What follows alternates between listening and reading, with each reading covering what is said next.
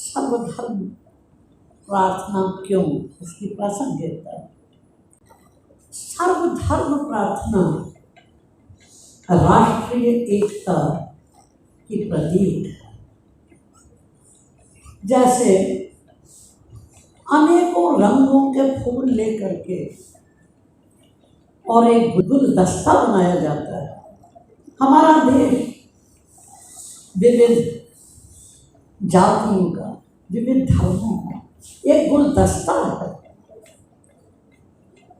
और वे सब एक होकर के रहते हैं। वो एक होकर के नहीं भी रहते तो रहे। प्रार्थना इसलिए है। आपने गौर से अगर सुना होगा या देखा होगा तो सारे धर्मों की प्रार्थनाएं लगभग एक सी ही हैं। फिर भी कितना भेदभाव है। मैं विविध धर्माचार्यों के साथ बैठी, प्रार्थना के बाद खत्म तो उनसे चर्चा कर रही थी। मैंने कहा प्रार्थना तो हमने कर ली, सबने सुन ली, लेकिन क्या विभिन्न धर्मों में एकता स्थापित करने का कोई ढंग आपके पास है? तो मेरे ईसाई बंधु कहने लगे ये ऐसा करते हैं, अपने जो धार्मिक स्थल हैं इनमें हम एक दूसरे को बुलाते हैं। मैंने कहा ठीक है। मेरे बराबर जो ईसाई बंधु बैठे हुए थे, मैंने उनसे पूछा, उन्होंने कहा नहीं नहीं, सब धर्मों के लोग आप आ जाएं पर हम बोलने नहीं देंगे, तो आपको अपने धर्म की बात कहने नहीं देंगे। मैंने कहा कि ये तो धार्मिक एकता हो गई, अभी तो ये पहले ही है, तो बाकी धर्मों की क्या स्थिति है? बात यह है कि कथनी और करनी, इसको जो साध लेता है वो कोई बापू जैसा महामानव नहीं हो सकता है। उन्होंने जो कहा सो किया और जो किया सो कहा, इसलिए दुनिया उनके पीछे पागल है।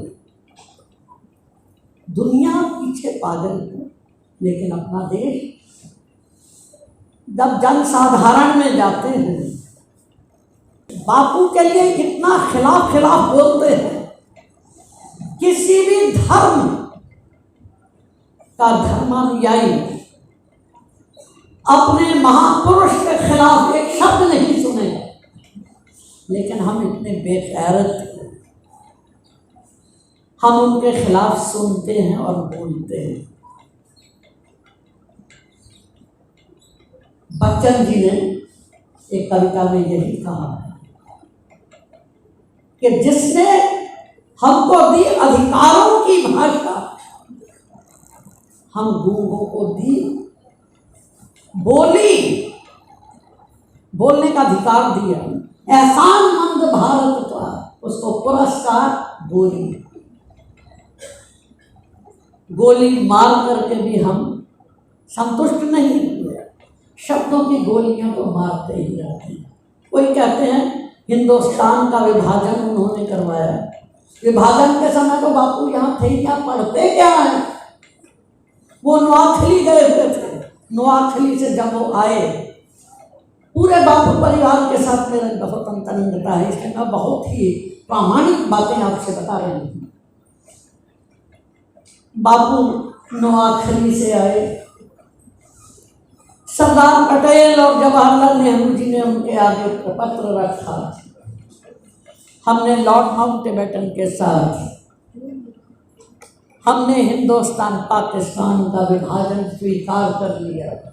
बापू ने वो पढ़ा, पढ़ करके वो लेट गए, कहने लगे इतने वर्ष में अंग्रेज से लड़ते हुए नहीं थका, आज मैं थक गया। तो विभाजन किसने करवाया?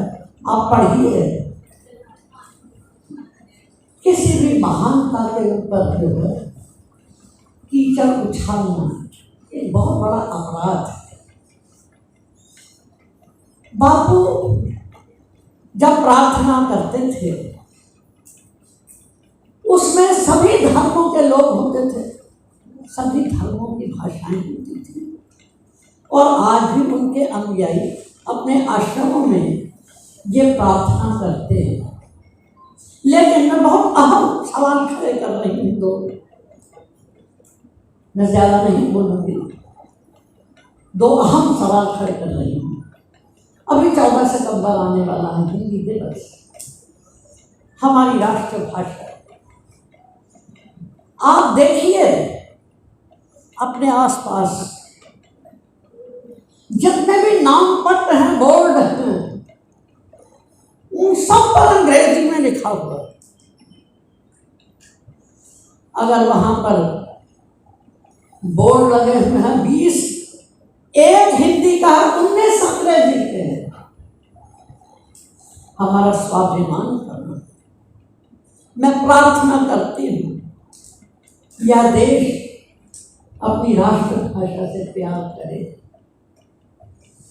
यह देश दिल्ली के चंद पढ़े लिखों की बुद्धि से, दिल्ली के दर्पण से समझा नहीं जा सकता। आज भी अधिकांश ग्रामीण अशिक्षित, अर्धशिक्षित हिंदी ही समझते हैं, लेकिन उस हिंदी की इतनी दुर्गति की है। हिंदी जो है हमारे ऊपर लादिए मत, लानत है। राष्ट्रभाषा और जब हम लादने की बात करते हैं, हमें राष्ट्र से प्यार है। जिसे राष्ट्र से प्यार नहीं है वो तो नराधम है, निरा पशु है, वो मानव ही नहीं। राष्ट्र सर्वोपरि, लादने की नहीं। और सबसे बड़ी बात क्या है, 4-5 भाषाएं तो मैंने भी सीखी। जितनी आसान हिंदी है उतनी कोई भाषा आसान नहीं है। मैं चावड़ी बाजार में थी, मुस्लिम बहुल एरिया, उस क्षेत्र में रहने वाले मुस्लिम बच्चों को हिंदी पढ़ाती थी। एक दिन नन्हा शिशु मुझे कहने लगा कि दीदी, जितनी आसान हिंदी है हमारा उर्दू भी नहीं। तो मैंने देखा कि सच में ही बांग्ला मैंने पढ़ी, गुजराती पढ़ी, संस्कृत थोड़ी बहुत पढ़ी, गुरुमुखी पढ़ी। जैसा बोले वैसा लिखे, जैसा लिखे वैसा बोले, ये भाषा का सबसे बड़ा रहस्य है। बॉलीवुड के एक बहुत बड़ी हस्ती हैं, हिंदी साहित्य अकादमी के बहुत उच्च पद पर हैं। उन्होंने एक वक्तव्य दिया, देश के सारे हिंदी वाले अशुद्ध लिखते हैं और अशुद्ध बोलते हैं। मैंने उन्हें पत्र लिखा, वो मेरे कॉलेज, कमला नेहरू कॉलेज में आए भी थे, थोड़ा परिचय भी था। मैंने उनसे लिखा, मैं पत्र लिख रही हूँ, इसमें लाल निशान लगाइए और मुझे उत्तर दीजिए कि कौन सा शब्द मैंने गलत लिखा है। हिंदी की दृष्टि से मैं आपसे बात करती हूँ दूरभाष पर, आप मुझे बताइए कि इस शब्द का आपका उच्चारण गलत है। उन्होंने कोई जवाब नहीं दिया। मैंने उनको लिखा कि कोई उत्तर ना देने का मतलब है आपने स्वीकार कर लिया। मेरे गुरु इतने महान हैं, पूज्य बाबा लाल सिंह जी, मेरे बाबा जी, उन्होंने कोई भी सरकारी पद नहीं लिया, कोई सरकारी प्रमाण पत्र नहीं लिया, कोई सरकारी पुरस्कार नहीं लिया, लेकिन उन्होंने ये कहा, जब मैं अखबार भी पढ़ती थी, शब्द को लाइए और देखिए ये शब्द जो है इसका उच्चारण कैसा है, इसका अर्थ क्या है। तो हमें ये केंद्रीय माध्यमिक शिक्षा बोर्ड है, बच्चों की बड़ी बुरी हालत, बुनियाद आप बना रहे हो। मैं तो कॉलेज में ही पढ़ाया, ना उनके उच्चारण सही है ना लेखन सही है। यहाँ तक के हम प्राध्यापक लोग बैठते थे तो मैं उनको कहती थी शुल्क लेख लिखवाते हैं। बड़ी बुरी हालत थी हमारा वक्त। हमें अपने देश को, अपनी भाषा को प्यार करना चाहिए। मैं इसके बाद जो दूसरा ही अहम सवाल है वो अपने धर्म के प्रति, धर्मानुवाद कीजिए, धर्मांतरण नहीं। आज देश की सबसे बड़ी ज्वलंत समस्या, हजारों ईसाई धर्म में परिणत हो रहे हैं, इस्लाम को स्वीकार कर रहे हैं। जहां मैं रहती थी, लाउड स्पीकर से इमाम साहब बोलते थे, मेरे पास इतनी अर्जियां आई। मैं अपने ही महाविद्यालय में लड़कियों को देखती थी, हम ये शादी कर रहे हैं, क्यों हो रहा है ये सब? मैं फख्र के साथ कहती हूँ, जब तक मैं अपने महाविद्यालय में रही, मैंने अपनी छात्राओं में से किसी को धर्म परिवर्तन नहीं करने दिया। मैं उनके घरों में गई, उनको समझाया, अपने धर्म को देखिए। मैंने अपने ईसाई बंधु से, बड़े प्रबुद्ध हैं वे, मैंने उनसे ये कहा, मैंने कहा आप अपने बच्चों को बाइबल पढ़ाइए। उन्हें बाइबल नहीं आती, वो हैरानी से कहेंगे बाइबल, मैंने कहा उनको नहीं आती। कहने लगे कैसे? मैंने कहा ईसा मसीह ने ये लिखा हुआ है। सबसे ज़्यादा धर्मांतरण दुनिया में आप लोग कर रहे हैं, और ईसा मसीह ने ये कहा है, सुई के छेद में से ऊंट भले ही निकल जाए। बहनों ध्यान से सुनना इस कोटेशन को, जो मैं ये बाइबल का बोल रही हूँ, कि सुई के छिद्र में से ऊंट भले ही निकल जाए, लेकिन अमीर का स्वर्ग राज्य में प्रवेश नहीं हो सकता। उनकी लड़ाई अमीर से थी, अपने धर्म में परिणत करने की उनकी टेक नहीं थी, जिसलिए आपने पहले 158 कोड़े उनको मारे गए और फिर उनको क्रॉस किया गया। तो मैं बहुत ही तड़प के साथ, दर्द के साथ ये कह रही हूँ, केंद्रीय माध्यमिक शिक्षा बोर्ड है, यदि आप अपने बच्चों को, यदि अपने साथियों को, अपने धर्म ग्रंथों को श्रद्धा से पढ़ने के लिए कहते हैं, सब अपने अपने धर्म से प्रेम करते हैं, तो धर्मांतरण नहीं होगा। मैं बापू के इस कोटेशन से, इस उदाहरण से खत्म कर रही हूँ, वाणी को विराम देती हूँ।